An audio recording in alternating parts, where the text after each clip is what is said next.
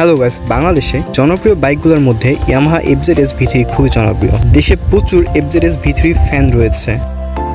অন্যান্য বাইকের মতন এই বাইকটারও কিছু ভালো এবং কিছু খারাপ দিক রয়েছে। আজকের ভিডিওতে আমি এই বাইকটার খারাপ দিকগুলো আপনাদের সামনে তুলে ধরব।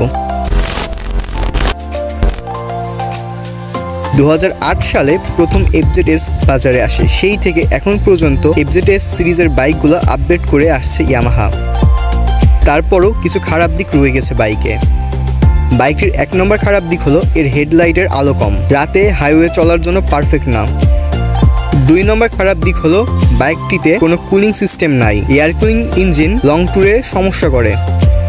3 নম্বর খারাপ দিক হলো বাইকের ইঞ্জিন পারফরমেন্স এই সেগমেন্টের অন্য বাইকের তুলনায় কম, ফলে বাইকের ইনিশিয়াল থ্রোটল রেসপন্স কম। 4 নম্বর খারাপ দিকটি হলো বাইকের সাইজে বড় হয়, টার্নিং রেডিয়াস বেশি, ফলে বাইকটি ঘোরাতে বেশি জায়গা লাগে। 5 নম্বর খারাপ দিক হলো বাইকের দাম অনেকটাই বেশি। এইগুলো ছাড়া বাইকটা আসলেই অনেক ভালো।